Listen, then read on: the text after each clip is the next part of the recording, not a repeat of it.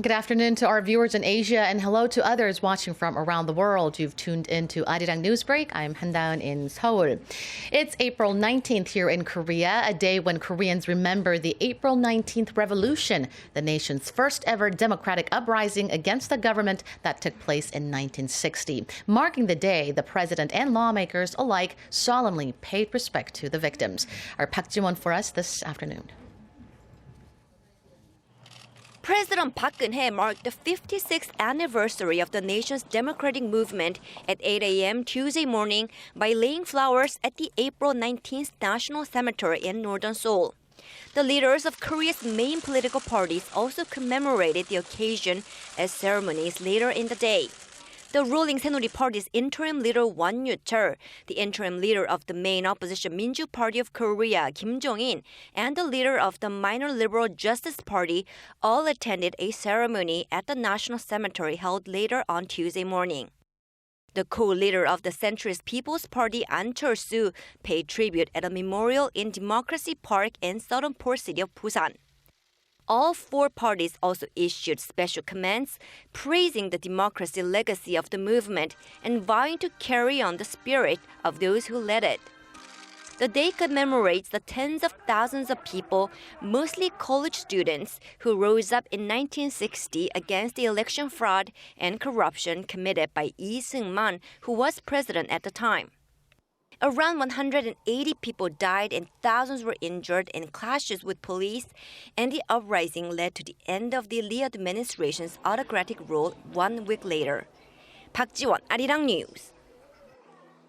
South Korea, the U.S., and Japan are expected to send a strong message to North Korea today as top diplomats from the three countries meet in the capital city this afternoon.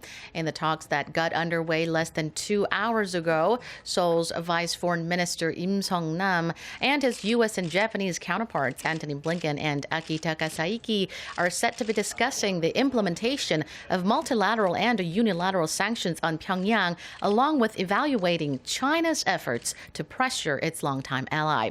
Seoul's Vice Foreign Minister held a separate meeting with his Japanese counterpart prior to the trilateral meeting, and bilateral talks between Seoul and Washington are still to come. According to Foreign Ministry spokesperson, the three diplomats are expected to hold a joint press briefing on the outcome of all of these meetings later in the day. Korea's central bank has held its key rate steady at 1.5%. Despite the weak recovery momentum, the latest decision lowers the expectations for more easing that had piled up prior to last week's general election. Our Hwang Ji-hye has the details. At its monthly monetary policy meeting on Tuesday, the Bank of Korea kept its key interest rate unchanged at a record low of 1.5% for the 10th straight month. The rate freeze comes despite slumping exports and fizzling domestic demand that have put the central bank under pressure to cut the key rate. Korea's outbound shipments plunged for the 15th straight month in March, marking the longest downslide the country has ever posted. But the March figures did show a slight improvement as the pace of decline slowed, dropping around 8% from a year ago. Korea's exports posted double-digit drops from December last year until February this year. Consumer and business sentiment are also showing signs of a pickup, although analysts say figures through the second quarter should be carefully monitored. With that, the central bank is continuing its wait-and-see approach since many economists, including the central bank's governor Lee Ju-yeol, have been raising concerns about the side effects a rate trim could have on the economy. Lee reiterated his stance recently, saying the BOK is cautiously managing its monetary policy as it could be dangerous to change the key rate when the country faces various external uncertainties. Still, market expectations for more rate cuts are lingering as major financial institutions like the IMF recently slashed Korea's growth outlook for this year to below 3%. Hwang Ji-hye, ARIRANG News. Meanwhile, the Bank of Korea has cut its growth outlook for this year to 2.8%, down 0.2 percentage points from its earlier projection of 3%. The central bank's forecast trim is in line with other major financial institutions that expect Korea to grow in the 2% range in 2016. The race to the White House is picking up ahead of steam on the eve of a crucial pair of primaries in New York that is now less than 5 hours away. If Donald Trump and Hillary Clinton score big in the Big Apple, the two frontrunners could find themselves within touching distance of their respective nominations. Kim Mo-kyun tells us more.